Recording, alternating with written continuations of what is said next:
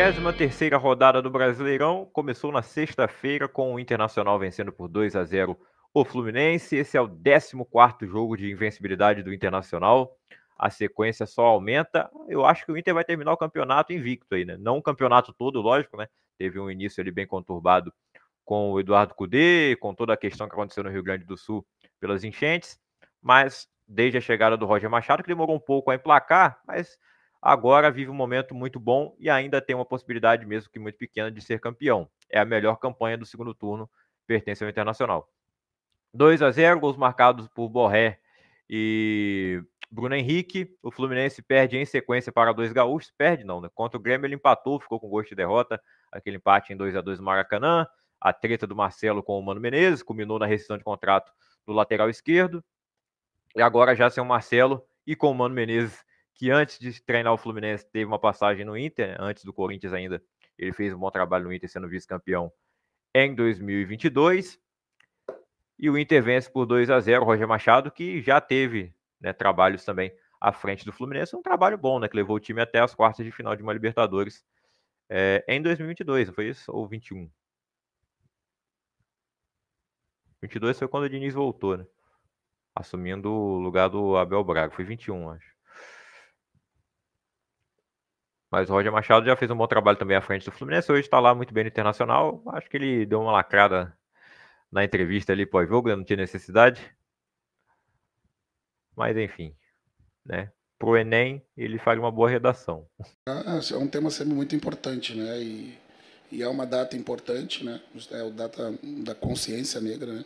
É um tema, como você frisou, ele não deveria ser abordado somente nesse mês, né? Mas penso que a gente fez muitas evoluções, né? O país passou a olhar de alguma forma para essa questão.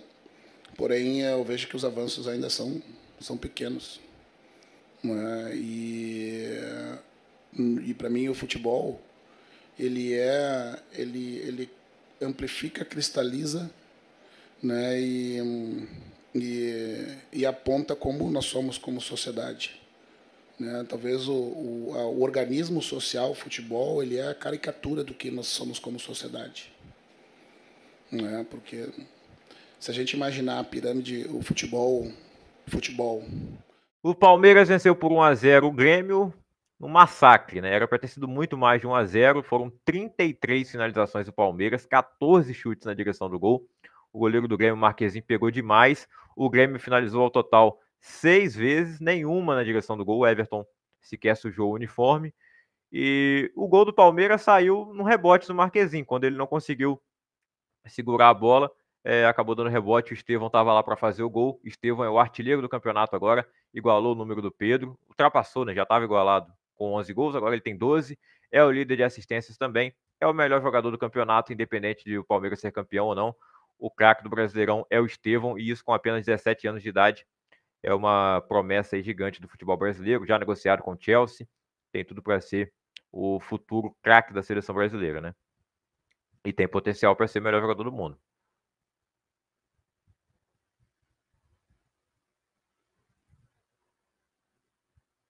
E esse resultado mantém o Palmeiras na cola do Botafogo, já que o Botafogo, no sábado, não conseguiu vencer o Cuiabá. O Cuiabá, que a gente já considera um rebaixado, um rebaixamento inédito na história do clube, fundado em 2001, desde que chegou a Série A em 2021, nunca foi rebaixado, mas nessa temporada será difícil escapar. O Botafogo, assim como o Palmeiras, criou muito volume de jogo, mas não conseguiu marcar. Ao contrário do time do Abel Ferreira, o Botafogo não conseguiu balançar as redes do gol defendido pelo Walter, eleito melhor em campo, assim como o Marquezinho também foi o melhor em campo no jogo do Palmeiras contra o Grêmio. Esse 0-0 com uma postura do Cuiabá altamente defensiva, mas ele ainda conseguiu ameaçar mais o Botafogo do que o Grêmio ameaçou o Palmeiras, né? E a distância diminui para 3 pontos entre Palmeiras e Botafogo. E diminui para 5 pontos entre Fortaleza e Botafogo. Fortaleza segue na briga pelo título, venceu por 3-0 o Vasco. Fortaleza, que é o único time invicto no seu estádio no Brasileirão, não perdeu nenhuma em casa o Fortaleza e conseguiu em sua maior parte de jogos, venceu no Castelão, teve 1 ou 2 empates. Nessa partida não deu chances ao Vasco, 3-0 com gols de Emanuel Martínez, Breno Lopes e Renato Kaiser fazendo valer, como sempre, a lei do ex. Mais uma partida muito ruim do Vasco. O Paia não foi nem sequer relacionado. O Coutinho começou no banco, entrou no segundo tempo, entrou tomando um chapéu. E o Vasco mal assustou o Fortaleza. Até terminou com mais posse de bola, mas aquela posse de bola muito improdutiva. O sonho de Libertadores do Vasco está cada vez mais distante. E ainda corre o risco de ficar até mesmo sem a Sul-Americana. Mas pelo menos não vai sofrer pelo rebaixamento até a última rodada.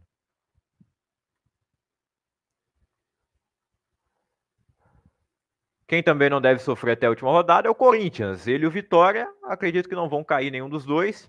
Num confronto direto, o Corinthians venceu por 2-1 no Barradão. Vitória saiu na frente no comecinho com o gol do Alejandro. O primeiro gol feio que o Alejandro faz nesse campeonato, eu acho. O Hugo acabou entregando a paçoca ali de uma maneira bizarra, né? Ele já fez isso antes, quando jogava no Flamengo, numa semifinal de Copa do Brasil, inclusive. Numa semifinal de Copa do Brasil.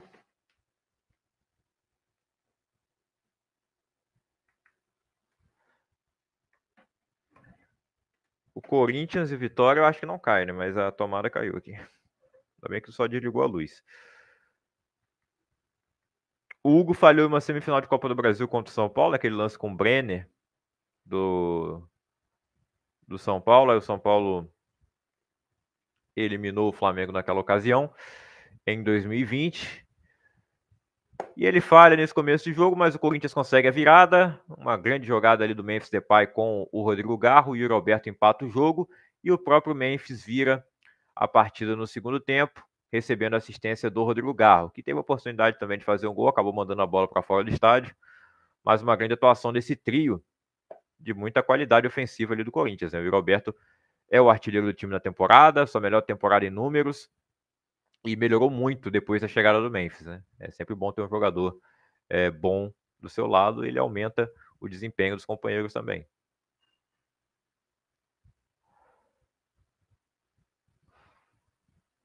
O Cruzeiro venceu por 2-1 o Criciúma, é a segunda vitória do Diniz à frente do Cruzeiro. Caio Jorge abriu o placar para o Cruzeiro logo no começo, ali aos 9 minutos. Gabriel Veron fez o 2-0.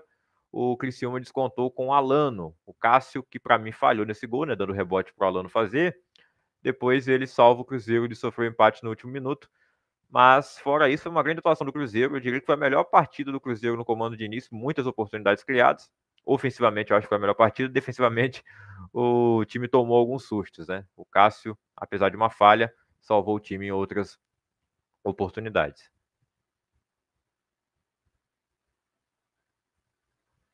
E o Cruzeiro segue ali na busca pelo G6, mas ele pode conseguir a vaga para a Libertadores também via Copa Sul-Americana, está na final contra o Racing. Já o Criciúma segue ainda fora da zona de rebaixamento, mas com essa derrota e vendo os outros times ali da parte de baixo pontuarem, né?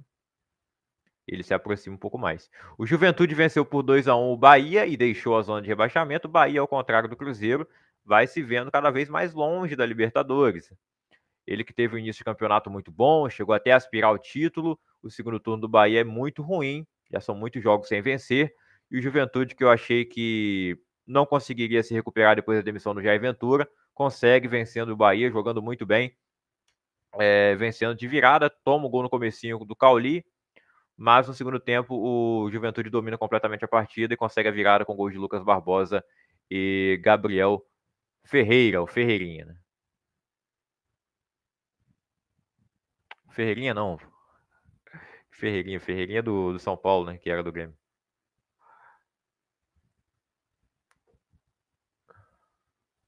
Vou falar que é o Gabriel Teixeira, né? É Pereira mesmo.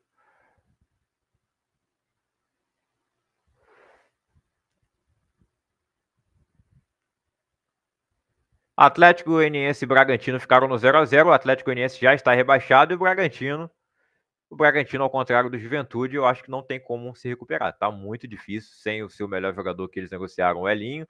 Demitiram Pedro Caixinha, trouxeram o Seabra para o lugar e desde então empatou com o Cuiabá, empatou com o Atlético Goianiense, 2 confrontos que o Bragantino não poderia empatar, muito menos perder. Não perdeu, mas não venceu e tinha que vencer pelo menos um desses jogos. Não venceu o Cuiabá em casa, não venceu o Atlético Goianiense fora. A sequência não é nada fácil. Na próxima rodada recebe São Paulo em casa. São Paulo que venceu por 2-1 o Atlético Paranaense no Morumbis. O São Paulo sai na frente com o gol do Luciano. O Julimar empata para o Furacão e o André Silva faz o gol da vitória do São Paulo. A única coisa que funcionou depois do pacto do Atlético Paranaense foi o Julimar marcar gol em todos os jogos. Mas apenas uma vitória, que foi contra o Cruzeiro. 2 derrotas, perdeu para o Vitória e perde agora para o São Paulo.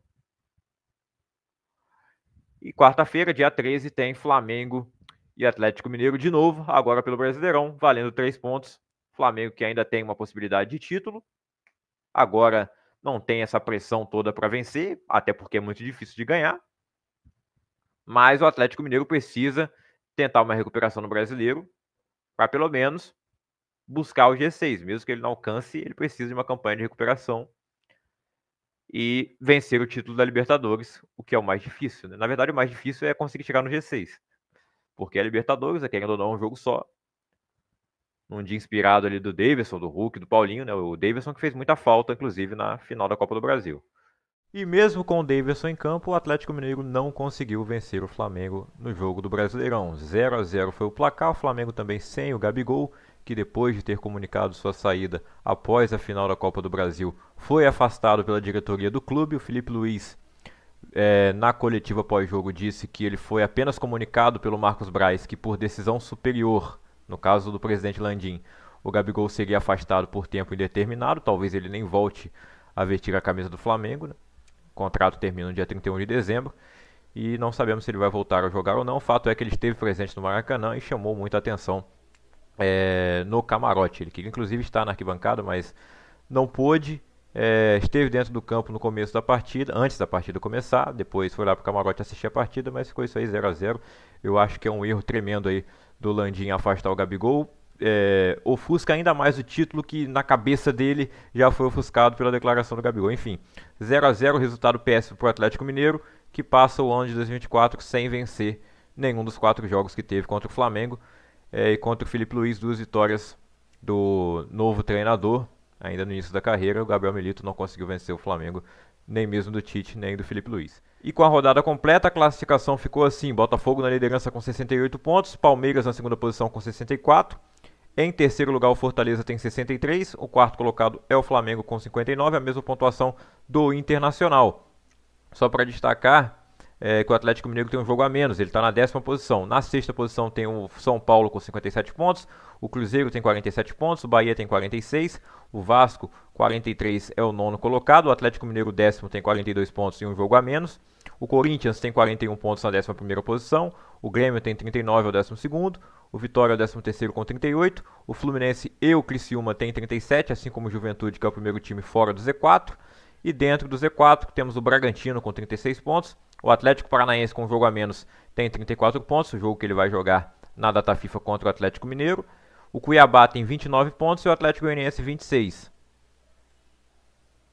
Estevão William é o artilheiro isolado do Brasileirão com 12 gols. O Pedro ficou com 11, não joga mais esse ano. O Alejandro do Vitória chegou a 10. O Hulk tem 10. O Luciano chegou a 10 também nessa rodada. E o Yuri Alberto também chegou aos 10 gols na rodada 33. E o líder de assistências, o Estevão, já tinha 8 e o Rodrigo Garro na rodada empatou com ele com o passe que ele deu para o Memphis Depay. Matheus Pereira tem 7, Gerson 6, Savarino, Ganso e Pochettino. Enquanto isso, a Série B está na sua reta final. Na 36ª rodada, o Goiás venceu por 1-0 o CRB, o Operário venceu por 1-0 o Novo Horizontino fora de casa, Sport e Chapecoense empataram em 1-1, Avaí e Mirassol empataram em 0-0, Vila Nova venceu por 2-1 a Ponte Preta, o Paysandu venceu por 1-0 o Brusque, o Coritiba perdeu em casa de 2-0 para o Santos, e com essa vitória o Santos confirmou o seu acesso à Série A de 2025. Agora o Santos ainda briga nesses últimos 2 jogos para subir com o título da Série B. O América Mineiro venceu por 3-2 o Ituano, o Guarani empatou em 0-0 com o Amazonas e com esse empate o Guarani foi oficialmente rebaixado para a Série C. E o Ceará venceu por 4-1 o Botafogo. A Série B é essa: o Santos tem 68 pontos, o Mirassol 63, o Novo Horizontino também. O Ceará tem 60 pontos, assim como o Sport. O Goiás tem 57, o Operário 56, o Vila Nova 55, O América Mineiro tem 55 também, o Coritiba 50, o Amazonas 49, o Avaí tem 47, o Paysandu 46, o Botafogo tem 42, a Chapecoense tem 41, o CRB 39. Dentro da zona de rebaixamento temos a Ponte Preta com 38, o Ituano com 34, o Brusque com 33 e o Guarani com 32. Essa é a classificação da Série B, onde o artilheiro é Eric Pulga do Ceará com 13 gols, Caio Dantas do Guarani tem 11 gols, Alisson do Vila Nova tem 10, e nas assistências Guilherme dos Santos tem 8, Lucas Lima do Sport 8 e o Elvis da Ponte Preta tem 6.